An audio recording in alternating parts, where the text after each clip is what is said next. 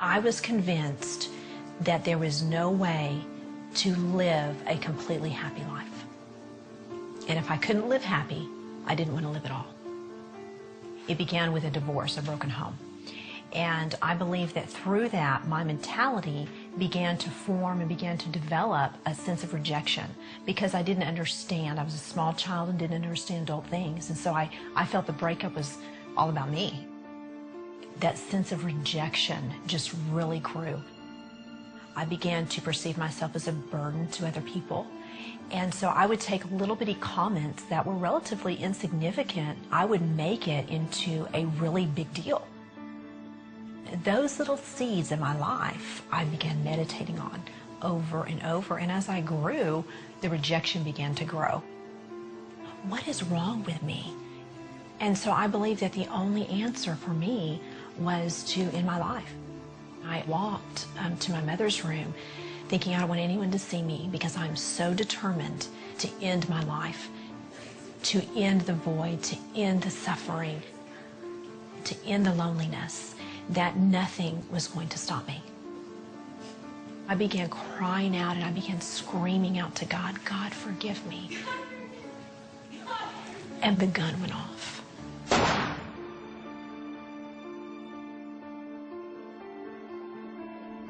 My lungs began to fill up with blood. My ears, I began to become deaf, very slowly, faintly become deaf. My eyes became blind. My eyes were open and I became blinded, and I knew that death was gripping my soul.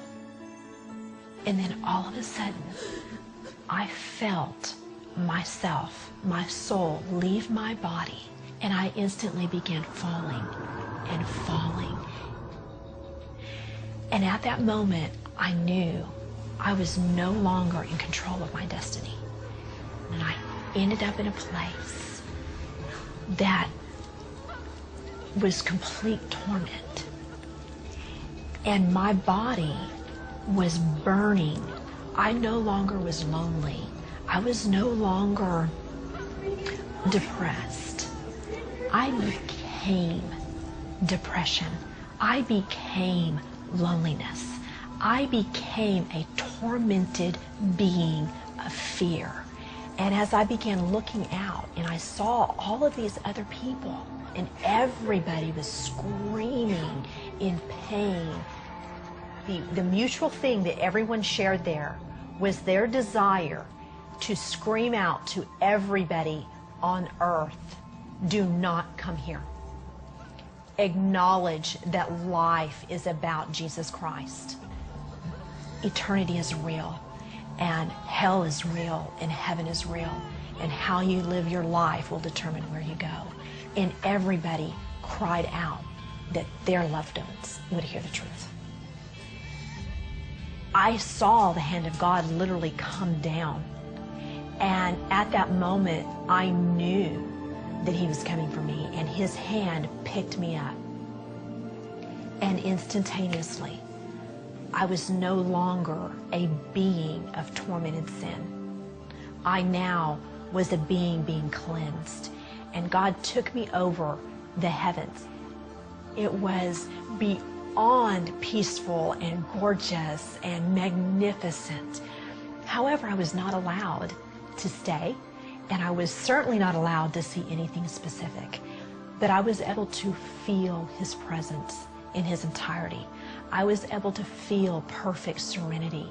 I was able to feel joy for the first time, complete, whole joy. And this hand just began to bring me back into the universe. And I saw myself coming back to my home and went through the ceiling, and the hand just went and placed me gently back into my physical body. And he went up, and I opened my eyes and I saw him go up. And instantly, I knew at that moment, God loved me. I called out on his name and I asked for him to forgive me, and he did. And at that moment, I was given a spiritual strength that I had never known. I was given joy that I had never had. I was given peace that I knew would take me through what I was about to face. The bullet had missed my heart by less than a fourth of an inch. I mean, just by millimeters there, and had explained that, the pressure of a 38 caliber gun should have exploded my heart. And they didn't understand that there was nothing wrong with me.